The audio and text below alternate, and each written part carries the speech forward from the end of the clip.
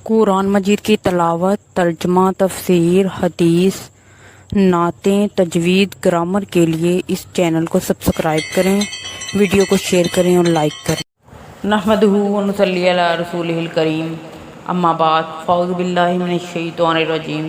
بسم اللہ الرحمن الرحیم۔ آج کا ہمارا موضوع گفتگو ہے مومن کی موت کے بعد کے مراحل۔ جب مومن آدمی اس دنیا فانی کو چھوڑ دے جاتا ہے اور اپنے مالک حقیقی سے جا ملتا ہے تو اس کی موت کے بعد ہی سے اس کے لیے خوشخبریاں اور آسانیاں اللہ تعالیٰ پیدا فرما دیتا ہے، اور مومن آدمی دنیا کی مصیبتوں سے نجات پا کر اللہ تعالیٰ کی رحمت میں آرام پاتا ہے، جیسا کہ رسول اللہ صلی اللہ علیہ وآلہ وسلم کا فرمان ہے۔ سیدنا ابو قتادہ بن ربیع انصاری رضی اللہ عنہ حدیث بیان کرتے ہیں کہ رسول اکرم صلی اللہ علیہ وآلہ وسلم کے سامنے سے ایک جنازہ گزرا تو آپ صلی اللہ علیہ وآلہ وسلم نے ارشاد فرمایا کہ آرام پانے والا ہے، یہ آرام دینے والا ہے۔ صحابہ کرام نے عرض کیا، آرام پانے والے اور آرام دینے والے سے کیا مراد ہے؟ آپ صلی اللہ علیہ وآلہ وسلم نے فرمایا، مومن آدمی مرنے کے بعد دنیا کے مصائب و آلام سے نجات پا کر اللہ تعالیٰ کی رحمت میں آرام پاتا ہے، اور فاجر آدمی کے مرنے سے لوگ، شجر، درخت اور چوپائے سب آرام پاتے ہیں۔ مومن کی موت کے ساتھ ہی اس کے لیے خوشخبریاں شروع ہو گئی ہیں، جیسا کہ اللہ کے پیغمبر صلی اللہ علیہ وآلہ وسلم اپنے صحابہ کو مومن کے بارے میں بتا رہے ہیں کہ مومن موت کے واقع ہوتے ہی اللہ کی رحمت میں آرام پاتا ہے۔ اس طرح جب مومن کی روح کو قبض کر کے فرشتے لے جاتے ہیں تو اس کے بارے میں نبی مکرم کچھ بیان فرما رہے ہیں۔ آپ صلی اللہ علیہ وآلہ وسلم نے فرمایا، سیدنا برا بن عازب روایت کرتے ہیں کہ ہم ایک انصاری کی جنازہ پر نبی صلی اللہ علیہ وآلہ وسلم کے ساتھ نکلے۔ جب ہم قبر پر پہنچے اور قبر کی تکمیل میں کچھ دیر تھی، رسول اللہ صلی اللہ علیہ وآلہ وسلم بیٹھ گئے اور ہم بھی آپ صلی اللہ علیہ وآلہ وسلم کے گرد بیٹھ گئے،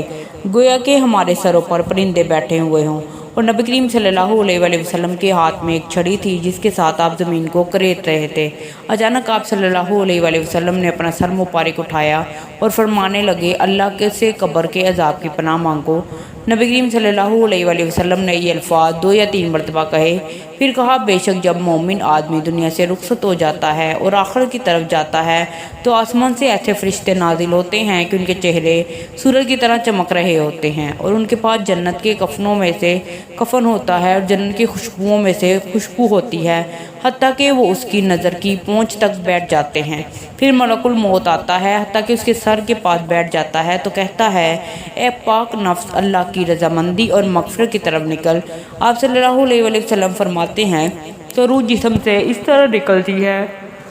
کہ جس طرح مشکیزے کے منہ سے پانی کا قطرہ بہتا ہے، تو فرشتے اس کو پکڑ لیتے ہیں اور پھر اس کو دیکھتے ہی دیکھتے جنتی کفن میں لپیٹ دیتے ہیں، اور اس خوشبو میں جس سے ایسی مہک نکلتی ہے جیسا کہ زمین میں کستوری کی خوشبو ہوتی ہے۔ آپ صلی اللہ علیہ وآلہ وسلم فرماتے ہیں، تو وہ فرشتے اس روح کو لے کر آسمان کی طرف چڑھتے ہیں، تو وہ جب بھی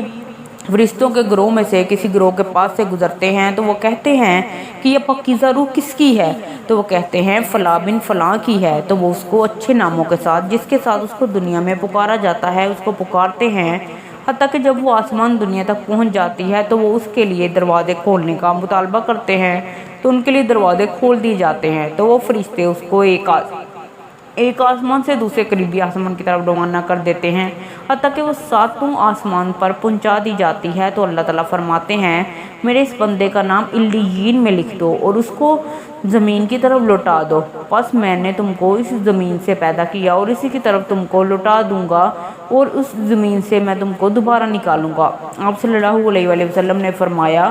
تو پھر اس روح کو اس کے جسم میں دوبارہ لوٹا دیا جاتا ہے، پس اس کے بعد 2 فرشتے آتے ہیں تو وہ اس کو بٹا دیتے ہیں، پس وہ دونوں فرشتے اس سے سوال کرتے ہیں، تیرا رب کون ہے؟ تو وہ جواب دیتا ہے، اللہ میرا رب ہے۔ تو وہ اس سے سوال کریں گے، تیرا دین کیا ہے؟ تو وہ جواب دے گا، میرا دین اسلام ہے۔ تو وہ دونوں فرشتے اس سے سوال کریں گے، وہ آدمی جو کہ تم میں بھیجا گیا وہ کون تھا؟ تو وہ جواب دے گا، وہ اللہ کے رسول ہیں۔ پھر وہ فرشتے سوال کریں گے کہ تو نے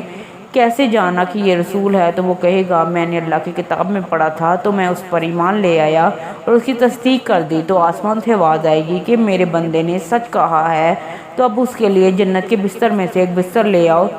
اور اس کو جنتی لباس پہنا دو اور اس کے لیے جنت کی طرف سے ایک کھڑکی کھول دی جائے گی۔ آپ صلی اللہ علیہ وآلہ وسلم نے فرمایا تو اس جنت سے جنت کی خوشبو اور ہوا آئے گی اور اس کی قبر تا حد نظر وسیع کر دی جائے گی۔ آپ صلی اللہ علیہ وآلہ وسلم فرماتے ہیں اس کے پاس اچھے اور خوبصورت چہرے والا، خوبصورت لباس والا اور اچھی خوشبو والا آدمی آئے گا تو وہ کہے گا اپنے اچھے اعمال کے ساتھ خوش ہو جا، آج وہ دن ہے جس کا تجھ سے وعدہ کیا گیا تھا۔ تو وہ جنتی اس سے پوچھے گا تو کون ہے؟ تو وہ خوبصورت چہرے کے ساتھ آیا تو وہ کہے گا میں تیرے عمل صالح ہوں۔ تو وہ جنتی کہے گا اے میرے رب قیامت کو برپا کر دے تاکہ میں اپنے اہل اور مال میں واپس پہنچ جاؤں۔ مہربانی کر کے اس چینل کو سبسکرائب کریں اور صدقہ جاریہ سمجھ کے دوسروں کے ساتھ شیئر کریں اور ان سے بھی سبسکرائب کروائیں۔ اس حدیث کے الفاظ ایسے جامع ہیں کہ اس کے بعد کوئی کسر باقی نہیں رہ جاتی، لیکن اس کے بعد بھی کوئی اللہ تعالیٰ کے فرامین سے رواداری کرے تو اس سے بڑھ کر بدبخت انسان کوئی نہیں ہو سکتا۔ اے اللہ ہمیں اس عمل کے ایسے عمل کرنے کی توفیق فرما جس سے تو راضی ہو جائے۔ اس زبان میں اللہ کے رسول صلی اللہ علیہ وآلہ وسلم کی سیدنا عبادہ بن صامت سے مروی ایک اور حدیث ہے، جو شخص اللہ سے ملاقات کرنا پسند کرتا ہے اللہ بھی اس سے ملاقات کرنا پسند کرتا ہے، اور جو شخص اللہ تعالیٰ سے ملاقات کرنا پسند نہیں کرتا اللہ تعالیٰ بھی اس سے ملنا پسند نہیں کرتا۔ سیدنا عائشہ صدیقہ رضی اللہ تعالیٰ عنہ یا آپ صلی اللہ علیہ وسلم کی کوئی دوسری جوزہ محترمہ نے کہا موت تو ہمیں بھی ناپسند ہے۔ آپ صلی اللہ علیہ وآلہ وسلم نے فرمایا اللہ کی ملاقات سے مراد موت نہیں بلکہ مومن کی جب موت آتی ہے تو اسے اللہ کی رضامندی اور عزت افزائی کی خوشخبری دی جاتی ہے۔ اس وقت مومن کو ملنے والی نعمتوں سے زیادہ کوئی چیز محبوب نہیں ہوتی اور وہ اللہ سے ملنا چاہتا ہے اور اللہ بھی اس سے ملنے کو پسند فرماتا ہے۔ جب کافر کو موت آتی ہے تب اسے آئندہ پیش آنے والے حالات سے زیادہ نفرت کسی چیز سے نہیں ہوتی، لہذا وہ اللہ سے ملاقات کو ناپسند کرتا ہے اور اللہ تعالیٰ بھی اس سے ملنا پسند نہیں فرماتا۔ مذکورہ بالا احادیث پڑھنے کے بعد ہر شخص کا دل یہی تمنا کرتا ہے کہ اللہ مجھے بھی اس اکرام سے نواز دے، لیکن کچھ پانے کے لیے کچھ کھونا پڑتا ہے۔ اگر یہ مقام اور اکرام چاہیے تو پھر اللہ کے احکامات پر اور محمد رسول اللہ صلی اللہ علیہ وآلہ وسلم کے فرمودات پر عمل کرنے کے لیے کمر بستہ ہونا اور فہم و عمل صحابہ کرام جیسا منہج اختیار کرنا ہوگا۔ اپنے لیل و نہار، اپنے دن کے تمام اوقات رسول اللہ صلی اللہ علیہ وآلہ وسلم کی بتائی ہوئی باتوں کے مطابق گزارنے ہوں گے، جو کہ اصل ایمان ہے۔ صدق اللہ العظیم۔ مہربانی کر کے اس چینل کو سبسکرائب کریں اور ساتھ لگے بیل آئیکن کو دبائیں تاکہ ہر نئی ویڈیو آپ کو سب سے پہلے دیکھنے کو ملے، اور صدقہ جاریہ سمجھ کے دوسروں کے ساتھ بھی شیئر کریں۔